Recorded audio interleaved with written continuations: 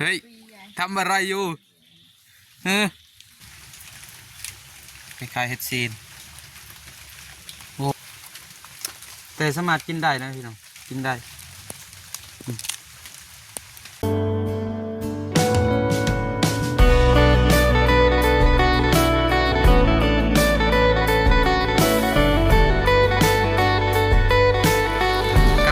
สบายดีพี่น้องวงป่ายเมื่อสุโขสุขคน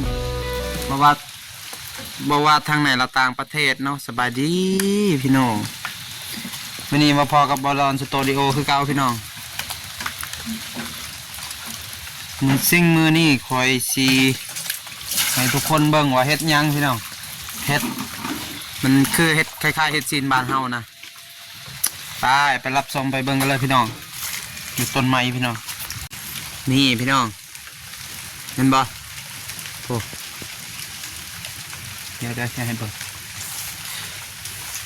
ว้าวเนาะมันคล้ายๆเฮ็ดซีนนี่พี่น้องนี่คล้ายๆเฮ็ดซีนโอ้แต่สามารถกินได้นะพี่น้องกินได้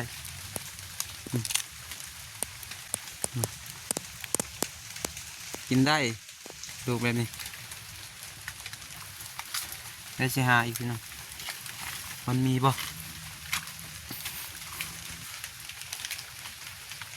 ก็บ่เห็นนะแล้วว่าหมดเลย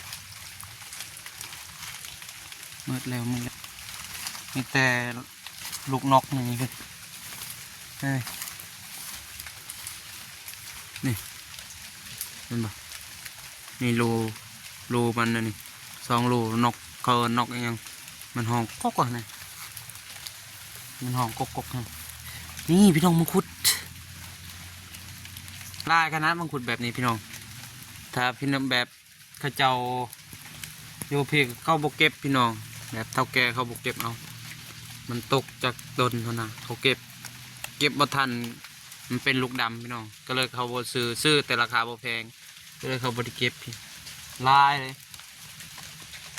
ลายขนาดถ่ายอยู่บ้านเฮาเนี่ยป้าเก็บเป็นกระสอบพี่น้องลูกแบบนี้นี่มังคุดแบบนี้เบื่อกินเลยพี่น้องเบื่อกินแล้วมังคุดกระลายมันคือแรกๆพี่น้องแรกๆมันบ่มีนะถ้ามันบ่มีก็คือแบบเก็บกินขนาดตกใส่ขี้ดินนี่ยังกินพี่น้องแต่ตอนนี้บ่กินแล้วมันเปื่อนเลยพี่น้องแบบเวลามันตก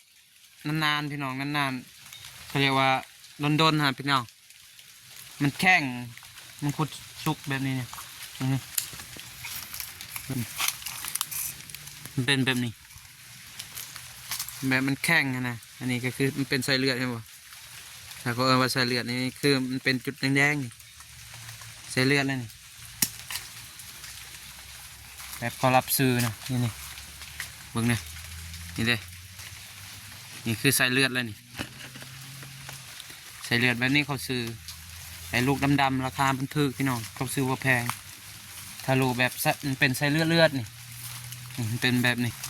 นี่อันนี้โบแม่นนี่เขาเอิ้นว่าขี้กากแต่ราคาตามอีกเขาบ่ซื้อพี่น้องแบบราคาเต็มนะ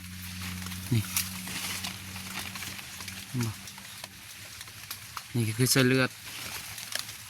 แต่ราคาตามเขาบ่ตีราคาสูงราคาตามมันเป็นเลทถ้ามันเป็นขี้กากก็คือมันเป็นตุ่มเป็นแต่บ่ได้เป็นขี้กากคือมันเนียนมันแปลนดีนะ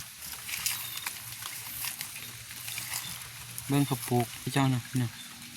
ปลูกส่วนน้องแต่ก่อนปลูกผักปลูกหญ้าได้นี่พี่น้องปลูกตะขอกตะไคร้เดี๋ยวนี้ตายมันแล้วปกติปลูกมะเขามะทั่วเป็นลมปกติร้ายมะทั่วนี่แต่ยอดมันปลูกมันจะมะทั่วเดี๋ยวนี้ไม่ได้ปลูกแล้วพี่น้องว่ายังไม่ได้ปลูกเพื่อกินเลยปลูกลายกับบ่มีไผกินก็เลยบ่ได้ปลูกก็เลยลมบ่ได้ไปแปลงมันพอแล้วปกติไม่ได้เป็นแบบนี้เป็นห่างเนาะห่างสูงอะไรคานเลยแรกๆครับ กินอยู่ผัดนานๆไปมันหลายโพดกับบ่อยากกินเลยเห็นแล้วมันอิ่มก่อนเลยพี่น้องเห็นหมกทั่วลายมันอิ่มก่อนเดี๋ยวสิส่งให้เบิ่งนี่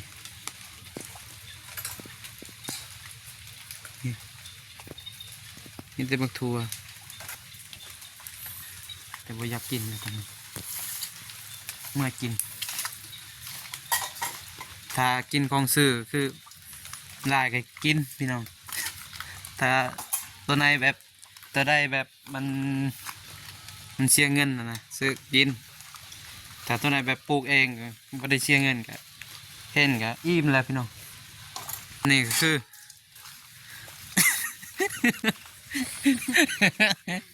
เฮ้ยทำอะไรอยู่เฮ้โอ้แต่เสียงตลอดใส่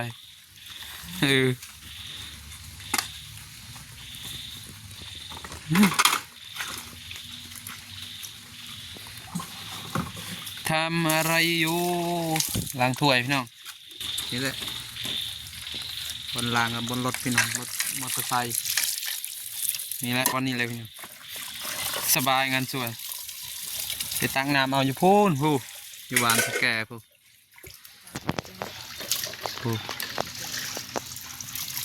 อยู่บ้านเท่าแก่ตั้งเอาสบายสบายสบาย